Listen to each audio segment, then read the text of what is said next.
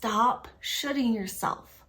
What is shoulding yourself and how can you stop doing it? Because it sounds terrible. We're going to discover these two things in our video today. This is one of my favorite exercises to take a new client in because there can be so much immediate growth. First off, you're going to think about what your shoulds are. Now you're probably like, okay, but what is a should? A should is a thing that you have in your mind that you tell yourself you should do. Usually we have a list made up of shoulds, and these things bring us a lot of anxiety and guilt, basically uncomfortable feelings.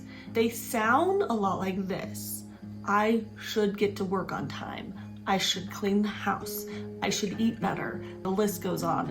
And I'm sure once you give your mind a few minutes to think about it, you will think of lots of shoulds. So make a mental list of some shoulds that you have that you've thought today.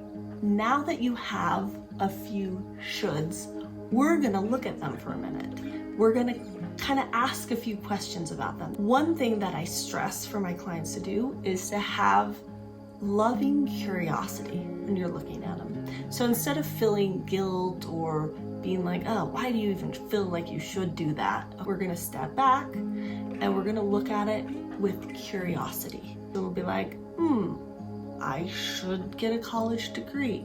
I wonder where that comes from. And we're gonna just kind of get a feel of how we feel about these things. Also, I want you to notice when you say should to yourself or when you're writing it or thinking it, how does it make you feel? Is your level of stress going up or down? Now that you've got your list of shoulds, this is my favorite part. We're gonna turn all your shoulds into coulds. And it's so easy. What you're going to do is replace the I should go to college with I could go to college if I wanted to. Especially adding the if I wanted to part makes it seem like an option. You don't have to do it anymore. There's no one saying that that has to be done, and you no longer have to feel guilty or stressed because of it. I want you to go through your whole list and make them all coulds. And I want you to notice how you feel. Do you immediately feel less stressful? Do you have more hope in the future? Do you feel a sense of being lighter? I can tell you from personal experience, when I first did this, I was blown away with one, how many shoulds I had, but two, when you change it to coulds, you give yourself all that power back. Now that you have your list of coulds, I'm imagining you're feeling in a better emotional state. You're feeling empowered. You're no longer the victim of someone else's lists and ideas. You're actually in charge. So here is how to take it to the next level. So I want you to take your list of coulds and I want you to eliminate the ones that you no longer feel serve you, the ones you don't really want. Now, it doesn't matter if someone else thinks they're really important or if you heard some professional or some guru say you should do this. Cross it off your list. If it's not something that you actually want and think will bring you happiness, it has no reason being there. There was a time in my life, just because my husband was a professional and had degrees, I felt like I should go back to school.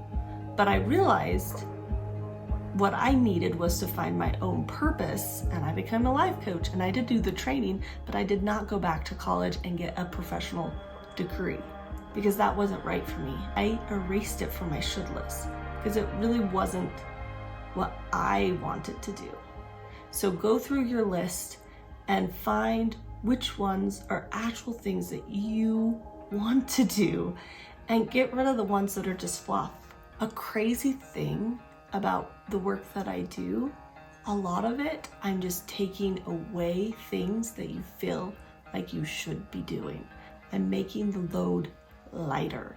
And those are my favorite things to teach. So many people, when they go into self-help, they think they need to do more. They think they need to run faster and hustle harder. But I find if you pull back and you just focus on the important things and you let everything else go away, life becomes easier.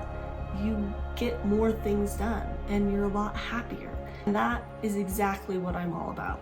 Please comment and tell me What was your surprising should, and how you felt when you changed them to coulds? Simplicity is the ultimate sophistication. So what does that mean? If you want something to be as sophisticated as possible, to simplify it and take things away that don't matter until you have the things that matter most. I love this exercise so much because we can get rid of so much mental garbage that's laying around our minds, making us feel guilty and anxiety and all the stresses of life. We can easily take them away and give ourselves the power back. And so I encourage you to try this exercise, and I would love to know the things that came up for you today. What surprised you the most? What was your biggest takeaway? What was your biggest win? When I'm doing inner work like this, I love finding things to take away, things to take off my mental list of shoulds or even like to-do lists. Anytime I can simplify a method and make myself have less things to feel like I need to hustle on, I feel like that's a win. And this is one of my favorite tools for doing that, and it is so simple. I would love to know what you have learned in this training and what you are going to do. Please share, what were your shoulds? What now are your coulds? And what was your biggest win? Please let me know. I will read all of your comments, and I will see you later.